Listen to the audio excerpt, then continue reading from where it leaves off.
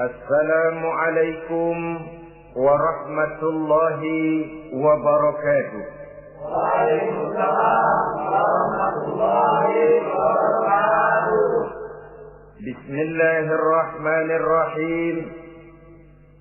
Alhamdulillahi rabbil alamin. Wal 'aqibatu lil muttaqin. ولا عدوان إلا على الظالمين والصلاة والسلام على أشرف الأنبياء والمرسلين سيدنا ومولانا محمد وعلى آله وأصحابه المجاهدين الطاهرين أما بعد. Saudara-saudara kaum muslimin rahimakumullah. Setiap kita muslim di dalam kehidupan ini selalu ingin dicintai oleh Allah Subhanahu wa taala. Dan tidak seorang pun di antara kita yang hidup ingin dimurkai oleh Allah Subhanahu wa taala. Jangankan lagi dimurkai Allah, dimarahi tetangga saja kita kadang-kadang sudah merasa tidak enak. Padahal bagaimanapun, kalau sekadar dimarahi tetangga, kita masih bisa menghindar, pergi atau pindah ke tempat lain. Tahun depan kita kembali lagi, barangkali sudah bisa berdamai. Tapi jikalau Allah yang murka kepada kita, padahal alam ini adalah miliknya belaka, rasanya kemana lagi langit tempat kita bernaung, dan kemana lagi bumi tempat kita berpijak. Setiap orang ingin dicintai Allah, tapi tidak setiap orang mau melakukan perbuatan-perbuatan yang kalau dikerjakannya Allah akan cinta kepadanya. Dan setiap orang tidak ingin dimurkai Allah, tapi orang kadang-kadang tanpa sadar melakukan perbuatan-perbuatan yang justru dimurkai oleh Allah Subhanahu wa taala. Pada pertemuan kali ini ingin saya sampaikan kepada hadirin satu hadis qudsi di mana Allah Subhanahu wa taala berfirman melalui lisan Nabi besar Muhammad sallallahu alaihi wasallam. Uhibbu salatan wa hubbi li salatin ashad. Aku cinta, kata Allah, kepada 3 macam golongan manusia, tapi aku lebih cinta lagi kepada yang 3 macam lagi.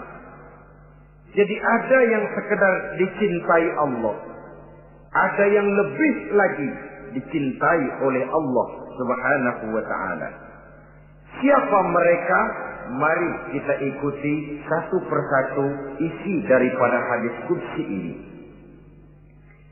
Yang pertama, uhibbu ahlas safa.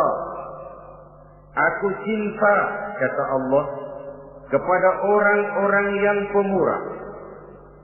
Aku cinta kepada orang-orang yang ringan tangan, mempunyai kepekaan sosial yang tinggi, gemar menolong orang yang memang memerlukan pertolongan. Aku cinta kepada orang-orang yang semacam itu.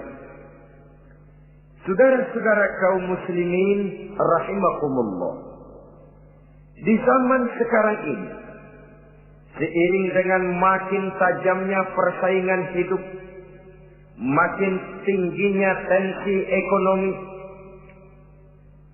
antara tenaga kerja yang masuk pasaran dengan lapangan kerja yang tersedia jauh dari memadai, gaya hidup orang semakin konsumtif, semakin individualis. Timbullah sikap hidup elu-elu, gua-gua. Kepekaan sosial mulai lentur dan luntur, tapi tidak terwujud di dalam kehidupan sehari-hari. Padahal agama mengajarkan Allah cinta kepada orang-orang yang bermurah tangan, gemar melakukan pertolongan, peka melihat penderitaan dan kesulitan orang lain. Adalah Allah melebihkan rezeki sebagian kita dari yang lain. Dimaksudkan untuk saling tolong menolong, bahu membahu dan bantu membantu. Sehingga dengan demikian, apa yang disabdakan Nabi dalam hadis, Ar-Rahimuna yarhamuhumur Rahman, irhamu ahlal ardi yarhamkum man fis sama. Orang-orang yang punya sifat belas kasih akan dikasihi oleh Allah Subhanahu wa ta'ala. Sayangi yang di permukaan bumi, nanti yang di langit akan sayang kepadamu. Akan turun rahmatnya kepada kita bersama. Alangkah nikmatnya kehidupan ini, jikalau yang berkuasa menyayangi yang lemah lalu melindunginya, jikalau yang alim menyayangi yang awam lalu membimbingnya, jikalau yang kaya menyayangi yang miskin lalu mengulurkan tangan memberikan bantuannya, akan terciptalah rahmat dalam kehidupan. Tapi jikalau sebaliknya, yang berkuasa malah menindas dan menekan yang lemah, yang alim malah membodoh-bodohi yang memang sudah bodoh, sementara yang kaya menyantap yang miskin, akan terjadilah bala dan bencana dalam kehidupan. Bukan lagi rahmat yang turun, melainkan azab akan menimpa kita secara keseluruhan. Begitulah terdapat tirai halus yang memisahkan kita dari konsep ajaran agama kita yang luhur. Agama mengajarkan yadul ulya khairun min yadi sufla, bahwa tangan di atas lebih baik daripada tangan yang di bawah. Orang yang memberi lebih baik daripada orang yang menerima. Tapi yang kita praktekkan, kita selalu berada pada posisi tangan di bawah, menjadi umat yang manja, yang lemah, padahal bukan tidak punya potensi, tapi mungkin karena kita tidak pandai menginventarisir potensi. Kadang-kadang ada panitia pembangunan masjid, membangun masjid, meletakkan batu pertama sekaligus jadi batu terakhir. Setelah itu la yamutu wa la yahya, hidup tidak kelihatan geraknya, mati pun tidak ketahuan kuburannya. Masjid impoten, pesantren terbengkalai, majelis taklim terlunta-lunta, rumah sakit Islam tak kunjung selesai. Tidak adakah orang Islam yang kaya? Banyak. Tidak adakah orang Islam yang punya posisi kunci, posisi basah, posisi menentukan? Banyak. Secara jujur kita harus berkata, yang belum banyak ialah yang mau berbuat atas nama dan demi kepentingan agamanya. Kita juga bukan tidak punya potensi. Kita tidak pandai menginventarisir potensi untuk kepentingan dan kemaslahatan kita bersama. Saudara-saudara kaum muslimin rahimakumullah. Dengan demikian, kita bisa lihat dalam kehidupan sehari-hari di masjid misalnya. Itu kalau hari Jumat kadang-kadang kita sengaja mau berangkat sholat Jumat tidak bawa uang. Maka yang paling lancar di masjid, kotak. Saudara boleh lihat kotak itu. Dari sudut ke sudut hampir tidak pernah macet. Lancar betul jalannya. Sekali macet, kotak. 50. 100. Wajar kalau masjid-masjid kita lalu impoten.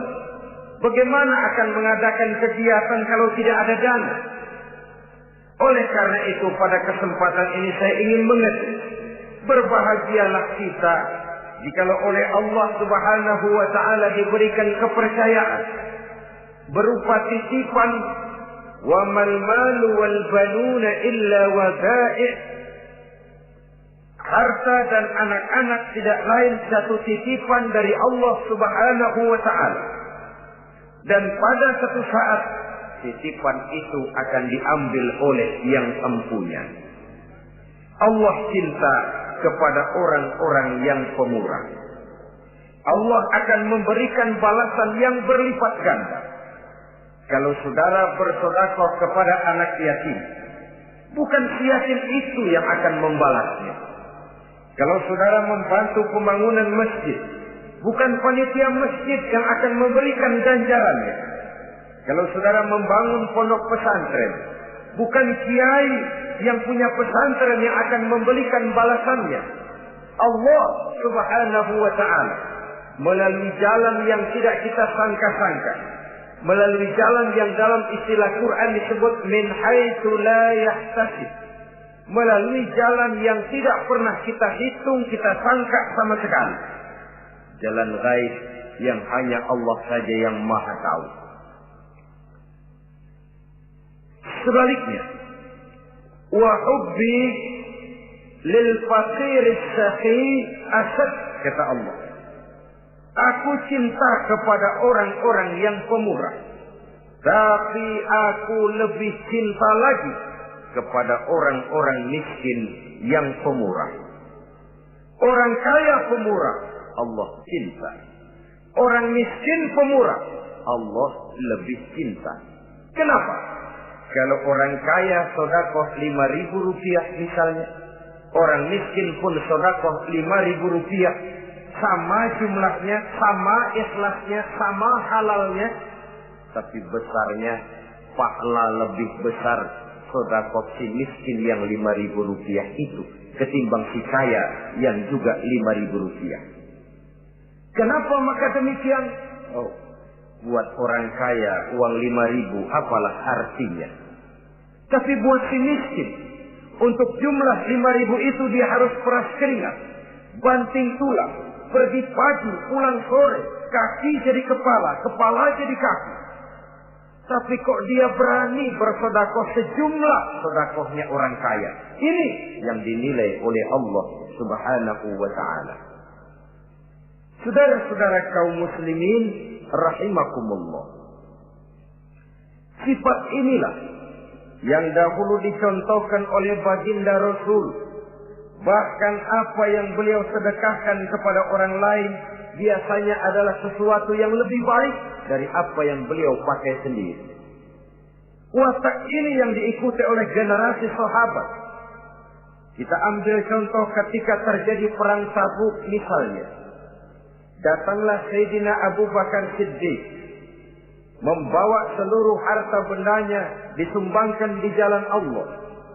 Melihat ini Nabi bertanya, hal tarakta li ahlika syai'an ya Abu Bakar? Wahai Abu Bakar, begini banyak harta yang kau infakkan fi sabilillah ini, apakah buat keluargamu sudah kau tinggalkan?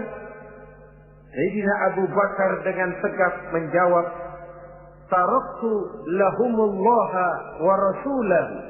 Sudah, saya tinggalkan mereka Allah dan Rasulnya. Saya tinggalkan mereka keyakinan, akidah, iman, bahwa kalau kami menolong Allah, menolong agama, Allah akan menolong kami. Bahwa kami tidak akan jadi melarat karena memperjuangkan agama. Bahwa kami tidak akan jatuh miskin kalau harta ini kami belanjakan di jalan Allah. Kami tinggalkan keyakinan itu kepada anak-anak dan istri di rumah. Sementara harta yang ada seluruhnya kami bawa kemari. Keyakinan yang dimiliki oleh Sayyidina Abu Bakar Siddiq di zaman sekarang ini sudah merupakan keyakinan yang sangat langka. Kita belum yakin benar akan kebenaran janji Allah. Sehingga dengan demikian timbullah keraguan-raguan. Apa iya kalau saya belanjakan uang ini di jalan Allah akan ada balasannya? Apa iya kalau uang ini saya gunakan untuk melaksanakan ibadah akan datang balasannya? Padahal dalam hadis qudsi Allah menjanjikan, ana inda zanni abdi bi. Aku ini, kata Allah, bagaimana menurut persangkaan hambaku saja kepadaku. Kalau dia sangka baik, insya Allah baik datangnya. Kalau dia sangka tidak, aku bagaimana menurut sangka hambaku kepadaku. Itulah sebabnya dalam segala hal kita harus husnuzan, berbaik sangka kepada Allah Subhanahu wa ta'ala. Saudara-saudara kaum muslimin rahimakumullah. Inilah golongan pertama kekasih Allah. Orang-orang yang dicintai Allah. Orang-orang yang pemurah, yang sadar bahwa harta hanya sekadar titipan dari Allah Subhanahu wa ta'ala. Dan harta menurut Nabi, apabila sudah kita belanjakan di jalan Allah, dia akan berkata, pertama, kuntu qalilatan fakassartani, jumlahku sebenarnya sedikit, tapi lantaran engkau sedekahkan aku, engkau belanjakan aku di jalan Allah, maka jumlahku jadi banyak. Kau sedekah 1.000 dibalas 7.000 dikali 10 dikali 100 masih ditambah, wallahu yudha'ifu liman yasha. Allah melipat gandakan pahala kebajikan dari orang-orang yang dikehendakinya. Yang kedua, harta itu akan bicara lagi. Kuntu faniyatan fa'abqaitani. Aku ini sebenarnya fana, tidak kekal, berubah, relatif dan temporer, sirna oleh pergeseran masa dan pertukaran waktu. Tapi lantaran engkau sedekahkan aku, engkau belanjakan aku di jalan Allah, maka nilaiku jadi kekal, akan mendampingi engkau sampai di hadratullah azza wa jalla di akhirat nanti. Jadi harta yang kita tumpuk-tumpuk, yang kita sangka akan mengekalkan kita sampai tidak akan miskin 7 keturunan, dengan segala macam cara kita tempuh, dia bukan harta yang kekal. Yang kekal yang kita belanjakan di jalan Allah Subhanahu wa ta'ala. Itu milik kita yang benar-benar akan kita nikmati. Yang ketiga, harta itu akan berkata lagi, kunta harisi fal'ana sirtu harisaka. Dahulu kamulah yang menjaga saya, tapi sekarang setelah saya sedekahkan, setelah engkau sedekahkan aku, setelah engkau belanjakan aku di jalan Allah, bukan engkau lagi yang jaga aku, kata si harta, akulah yang akan menjagamu. Di dunia orang yang rajin sedekah, sedekahnya itu menolak bala, terhindar dari segala bencana dan musibah. Sementara di akhirat, sedekahnya itu akan menjadi dinding yang menjaga dia dari jilatan api neraka. Demikian harta yang sudah kita infakkan, kita belanjakan, kita sedekahkan di jalan Allah itu akan menjadi pejaga kita. Sehingga Nabi menyatakan, inna sadaqatal mar'il muslim tazidu fil umri wa tadfa'u mitatas su'i. Sesungguhnya sedekahnya seorang mukmin dapat menambah umur panjang dan menyelamatkan seseorang dari mati secara su'ul khatimah. Marilah kita melihat bahwa agama ini memerlukan kita, bahwa umat ini mengharapkan pengorbanan kita. Dengan segala kemampuan yang ada pada diri kita, mari kita menyadari bahwa harta kita yang benar-benar milik kita, sesungguhnya yang sudah kita belanjakan di jalan Allah Subhanahu wa ta'ala. Saudara-saudara kaum muslimin rahimakumullah, inilah golongan pertama. Golongan yang kedua yang dicintai oleh Allah Subhanahu wa ta'ala, uhibbul mutawadhi'in.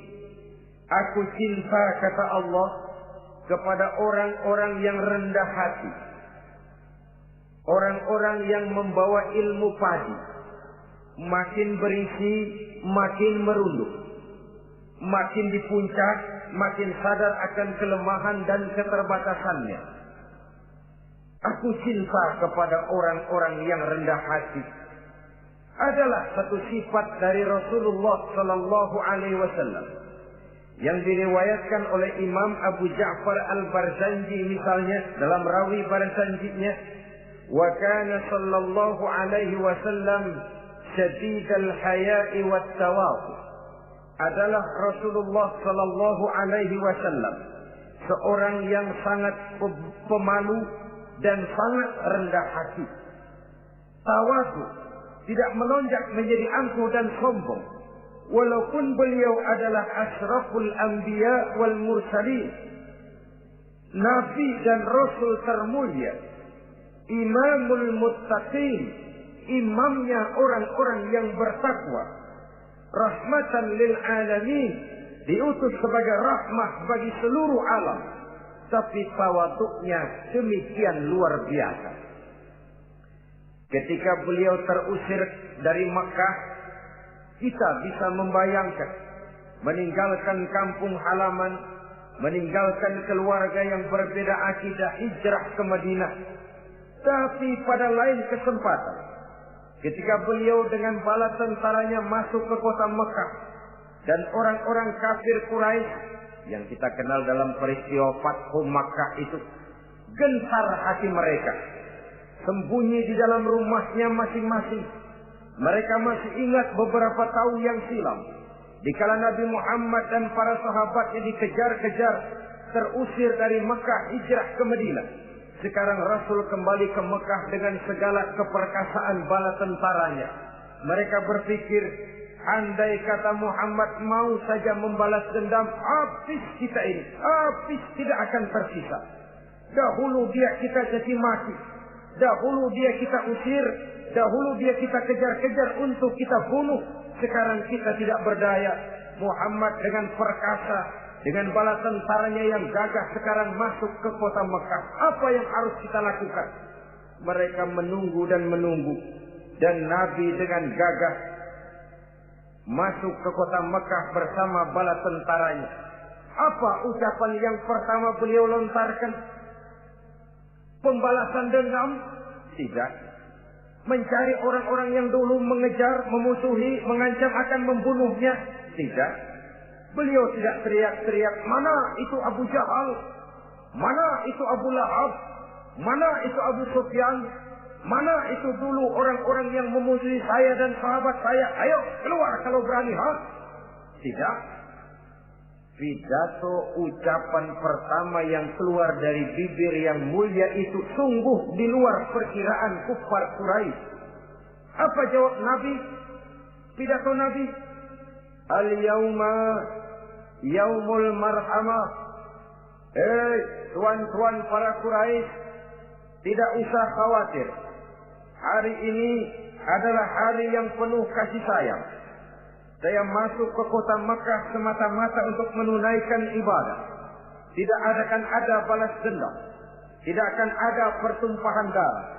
Siapa yang masuk ke Masjidil Haram dia aman.